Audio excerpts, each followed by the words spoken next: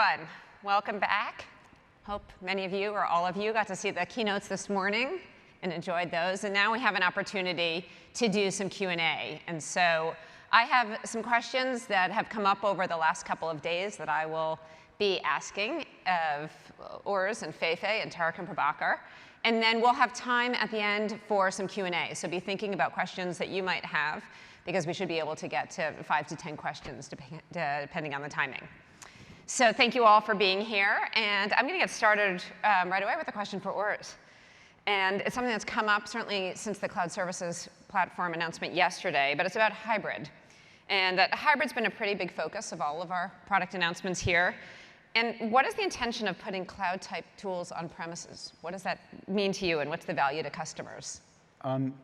So the biggest goal really is to lower the difference between what you have and what you get in the cloud. Today, in pretty much any cloud, that gap is very large because there isn't even a common language to talk about very basic things like how does authentication work, or how does authorization work, or how do you configure security. And so today, if you have an on-premise setup and Cloud 1 and Cloud 2, you actually have 3 problems if you're a CISO, and perhaps actually a 4th one, because in each of the 3 ones, you had to implement your policy differently, and now you probably have gaps between them. So your 4th problem is to kind of figure out and mind these gaps.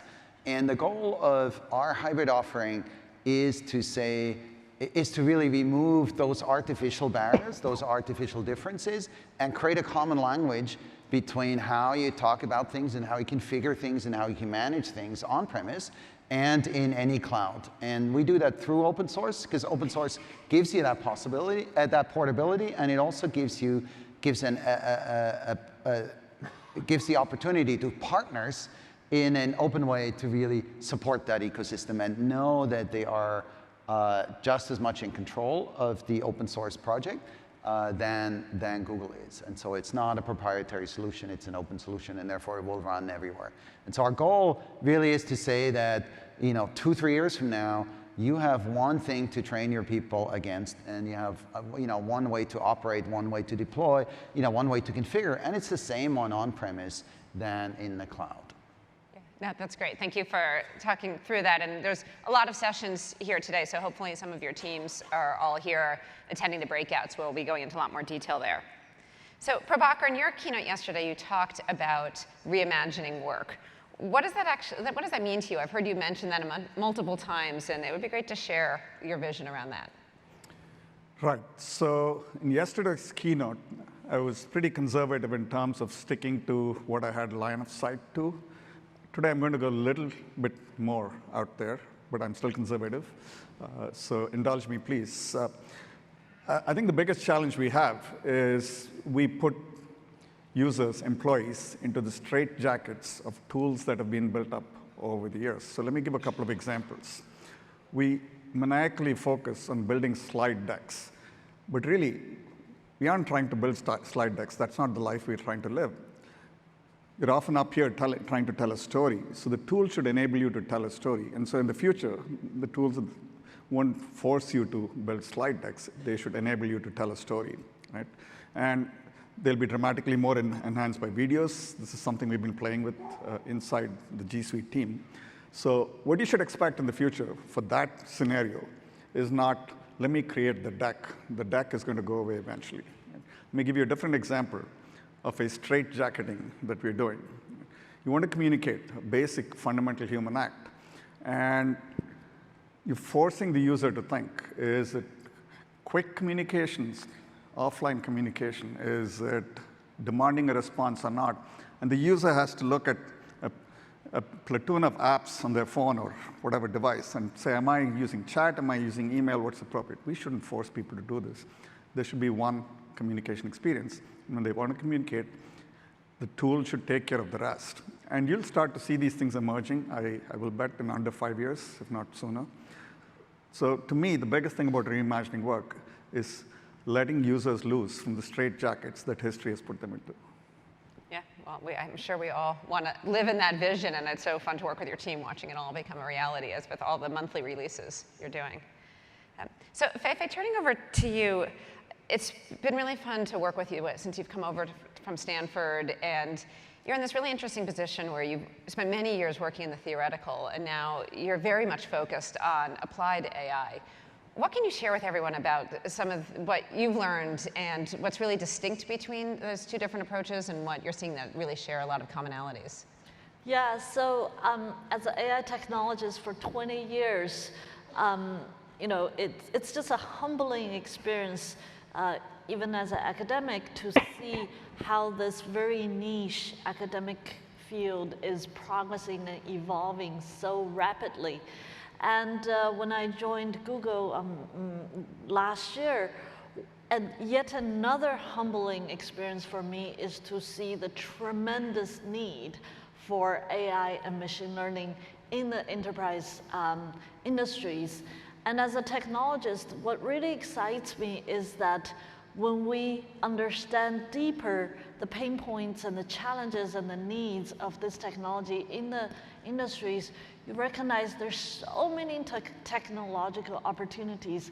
AI is still very much a nascent field. Machine learning is still very much nascent. We have so many unsolved problems. So by working now much more closely with the industries and partners, we get to firsthand, as technologists, hear about these challenges that we can in turn go back to the, not the labs, but to the computer and start innovating more technology that can directly answer some of the real world needs. So this closing the loop between a scientific quest for innovation all the way to making real human impact is what is very exciting here.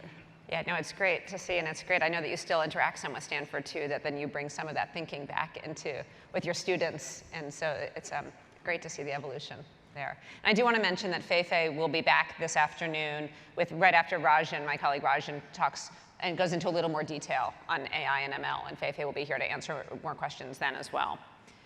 So Tariq, Diane mentioned during her keynote yesterday our increasing focus on industry verticals. What does that look like? I know your team is leading a lot of different aspects of that. Why are we approaching the market that way, and how do you see that evolving? Yeah, we really see the cloud conversations as having evolved tremendously in the last several years. And if you went back just a couple of years ago, most of the cloud conversations were really focused on the infrastructure piece of it, the storage, the network and compute, the database, the data management, et cetera. And that conversation is still alive and well, and it is moving along quite quickly. But there's a second conversation that we're seeing happen more and more and more, which is this business transformation question. What can I do now that I couldn't do before because I now have access to capabilities that I didn't have access to before? Or now I can take my engineering teams and point them at the application layer as opposed to the infrastructure layer, all sorts of things like that. And when you really dig into it, what people are saying is they need a partner. What they're telling us is that they need a partner who can help them really reimagine their business, but not just at the vision level, but really at the engineer to engineer level, help us figure out how do we make that vision a reality? What's possible with AI? What's possible with data? What's possible with cloud that wasn't possible before, and how do we make it happen? And so we know that in order to really be an effective partner there, we have to both have the product and engineering teams who know the industry, and then the domain experts like we have in healthcare and in media and what have you, who understand the workflows of that industry so that we can be a good partner. Yeah, no, that's great. And I've heard in my discussions here over the last couple of days, I've heard that it really makes a difference when we combine the industry expertise on our own team as well. So it's great to see that building out. So Prabhakar, I'm going to go back to you with a question, in some ways almost the elephant in the room when we talk about G Suite, where most companies do have a blend of Microsoft productivity and G Suite, or parts of G Suite in their office environment. How do you see those two coexisting? And ultimately, we're seeing more migration to G Suite, but walk us through what that path looks like, the coexistence and the migration. I think there's three pieces to it, and we as a team have to play a strong role in all three. The first is a people issue that we have to solve, which has to do with change management in the minds of people. People are used to doing things one way, have to start to do things a little differently. And even if the new thing is better, sometimes it takes people a while to switch over. And so we have to lean into that change and actively promote it. The second, which is a largely solved problem, but still may linger in the minds of customers, has to do with data migration from a legacy system to our cloud productivity.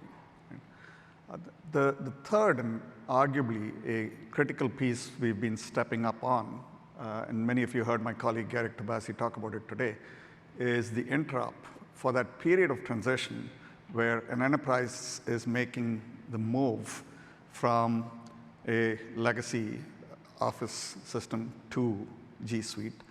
It's necessary for an interop between us and the other tools in place, and that's totally okay.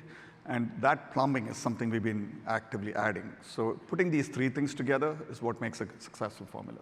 Yeah, no, that's great. And I know that Prabhakar will be here after because there's been some questions just about how to make that all happen in an office environment. It was great to hear from Kim Nielsen to talk more about that as well. So Fei-Fei, going back to you, I know you spend a lot of time thinking about diversity in technology. I have a two-part question. One is, how can we help fix this? And two, why does it matter just so much in AI? Thank you, Alison, for asking that question, especially talking to the leaders of industry. I figure that many of you have that on your mind. And today I just saw a wonderful quote by GE CEO that inclusive growth is not an ideal, but an imperative. And speaking for my field, AI, one of my favorite quotes is, "There's no independent machine values. Machine values are human values." The technology we bring to you, bring to our customer, eventually have that human impact. And when we think about that, we must think about the values we bring to that technology. And this brings up to the issue of what does this technology represent? Who represents this technology?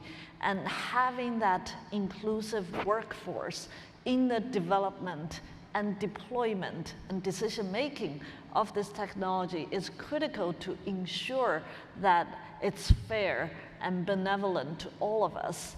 So when I speak of the need for diversity in AI, I summarize it with three critical reasons for this. One is it's actually an economical labor reason. We have an increasing demand of compute, STEM, and AI labor force all throughout our industry. And we need to tap into every sector of life, all walks of life, to get that workforce. So that's an economical reason. Second is for creativity and innovation. There's studies after studies that shows that when a diverse group work together, the process might actually be challenging at times for each members, but the result is often a lot more innovative and inclusive. So to make better products and services, we need that diverse workforce. And the third is for justice and moral reasons, that we want our AI algorithms, our products to be unbiased, to be inclusive, to represent our values, and including that all walks of life is very important. Yeah, great. And then going back to Tariq, partners, the shift in how we're working with partners is really pronounced. It came up a lot when we had our partner summit here, where twice as many partners, close to 3,000 partners here. And what I heard now from a couple different partners is that Google is more flexible in our approach. What does that mean, and how do you see our partner ecosystem evolving? So, you know, the big focus that we have in our partner ecosystem is really to ensure that we're doing business the way that our customers want us to do business. And in many cases, you have partners, you have ISVs, you've got SIs, you've got resellers, et cetera, that you work with, and we want to make sure that we're working very closely with them. But the other part that we hear is that you don't want Google to go away. In general, you want Google to be a part of the equation, even if it's just a part, and you have partners in there. And so what we have really been focused on is how do we do, again, to bring up that sort of side-by-side concept, how do we really provide a motion where we can serve our customers with our partners, but it's very much together. As opposed to separate. And that requires us learning how our partners work. It requires us learning how to work together with the customer, and fundamentally how to deliver that value. But it really is something that we think if we can crack the code on it, it becomes both differentiating for us, but more importantly, it actually create a lot more value for customers who actually work together with us and those partners. Yeah, no, that's great.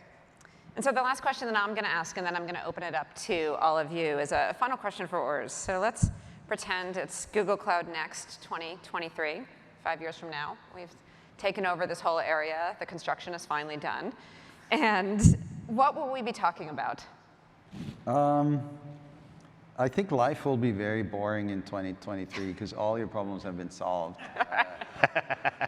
Maybe not, but I do think that 2023, I'd say all your applications are containerized like 100%.